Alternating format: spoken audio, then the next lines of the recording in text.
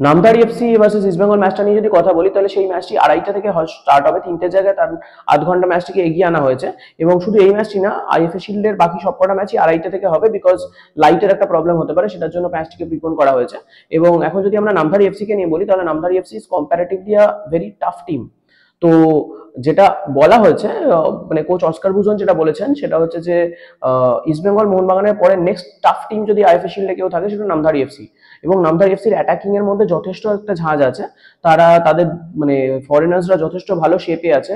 তারা অলরেডি শ্রীনিধি ডেকানকে 3-0 গোলে হারিয়ে এসছে, যেটা কম্পারেটিভলি একতরফা খেলা হয়েছে বলতে গেলে।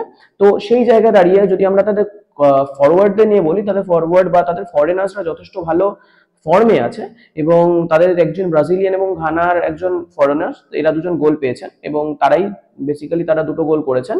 এবং সেখানে দাঁড়িয়ে আমি যদি এখন স্পেসিফিক্যালি ব্রাজিলিয়ান ফরওয়ার্ডের কথা বলি, উনি যে হেডটা দিয়েছেন সেটা যথেষ্ট স্পেকটাকুলার একটা হেড। সো ওনার ম্যাচ ফিটনেস কতটা আছে সেটা বোঝাই যাচ্ছে। তো সেই ক্ষেত্রে একটু ডিফেন্সের ক্ষেত্রে একটু টাফ হবে। বাট দেন যদি আমার মনে হয় ইস্টবেঙ্গল যদি কেভিন সিভিলেকে খেলায়, তাহলে সেটা খুব ভালো ডিসিশন হবে। তো কোচের আজকের প্র্যাকটিস দেখে যা বোঝা গেছে যে সাউল ক্রেসপোকে উনি স্টার্টিং লাইন আপে খেলাবেন।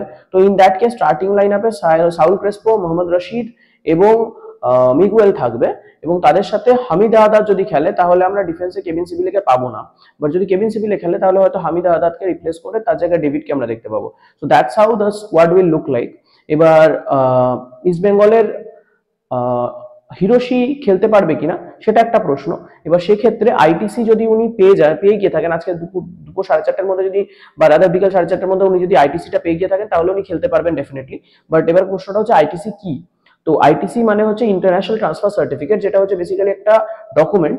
যে ডকুমেন্টটা যখন কোনো ফরেনার একটা দেশ থেকে অন্য দেশে খেলতে যায়, তখন যে দেশ থেকে তিনি খেলতে আসছেন সেই দেশের অ্যাসোসিয়েশন যে দেশে উনি খেলতে যাচ্ছেন সেই দেশকে দিয়ে থাকে। তো এবার প্রবলেমটা হচ্ছে যে জাপানে যে ক্লাবে উনি খেলেছেন সেই ক্লাবটি ডিসলভ হয়ে গেছে, তার ফলে এই আইটিসি পেতে একটু কমপ্লিকেশন তৈরি হয়েছে। সো সেটার জন্য প্রসেসটা একটু ডিলে হয়েছে।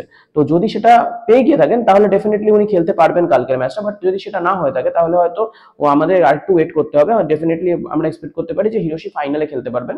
যদি কাল মানে পরশুদিন মোহনবাগান যদি জেতে, তাহলে যে ডার্বিটা হবে 18 তারিখ, সেটা ডেফিনেটলি হিরোশিকে হয়তো ইস্টবেঙ্গল পাবে। এবং উনি যথেষ্ট ভালো ফর্মে আছেন যা দেখা যাচ্ছে, মানে রাদার ফিটনেসের পার্সপেক্টিভ থেকে উনি খেলার মতো জায়গা আছেন যেটা দেখা যাচ্ছে, which is a good thing. তো এটা গেল ইস্টবেঙ্গলের আপডেট। এখন যদি আমরা মোহনবাগান নিয়ে কথা বলি, তাহলে মোহনবাগানে দিমিত্রি পেত্রাতস কে নিয়ে একটা কনফিউশন তৈরি হচ্ছে যে দিমিত্রি পেত্রাতস কি খেলবেন, মানে দিমিত্রি পেত্রাতস কি থাকবেন না চলে যাবেন। তো আমরা দেখতে পাচ্ছি যে দিমিত্রি পেত্রাতস মানে লাস্ট দুটো ম্যাচে মাঠে নামেননি এবং যথেষ্ট ফিট আছেন বলে খবর পাওয়া যাচ্ছে। মানে ফিটনেসের পার্সপেক্টিভ থেকে আমরা যদি দেখি, প্র্যাকটিসে উনি যথেষ্ট মানে ভালো প্র্যাকটিস করছেন, বাট ওনাকে মাঠে নামানো যাচ্ছে না বা রাদার মাঠে নামানো হচ্ছে না। তো এই সিচুয়েশনে স্পেসিফিক্যালি আহালের ম্যাচের পরে ওনার একটা কোচের সাথে বাদবিতণ্ডা হয়। তো সেই ক্ষেত্রে দাঁড়িয়ে আমার একটু মানে মনে হচ্ছে স্পেসিফিক্যালি যে হয়তো there is something that is not right inside Mohun Bagan dressing room. কারণ যে কালকের লাইক লাস্ট ম্যাচটাতে যেটা হলো, সেখানে গোকুলাম কেরালার এগেনস্টে, সেইখানে দাঁড়িয়ে দিমিত্রিকে কিছুক্ষণের জন্য অ্যাটলিস্ট 15 মিনিটের ম্যাচ টাইম তো উনি দিতেই পারতেন, যেটা ওনাকে দেওয়া হলো না। রবসন রবিনও ইনজিওর্ড হওয়ার পরেও কন্টিনিউ করলো, ওয়ারাস দিমিত্রিকে মানে ইন্ট্রোডিউস করা হলো না। সেটা আমার কাছে একটু মানে ঠিক লাগেনি আর কি। আমার মনে হয়েছিল যে কিছুক্ষণ হয়তো দিতেই পারতেন মলিনার টাইম। বাট যাই হোক, আমরা এক্সপেক্ট করছি হয়তো কালকের ম্যাচে এই ব্যাপারটা, এই ধোঁয়াশাটা অনেকটা কেটে যাবে। মানে কালকে যদি আমরা দিমিত্রিকে খেলতে দেখতে পারি, তাহলে এই ধোঁয়াশাটা অনেকটাই কেটে যাবে যে দিমি থাকবে না। বাট দিমি যথেষ্ট ভালো ফর্মে, রাদার ফিটনেসে কম্পারেটিভলি ভালো ফর্মে আছে যা বোঝা যাচ্ছে।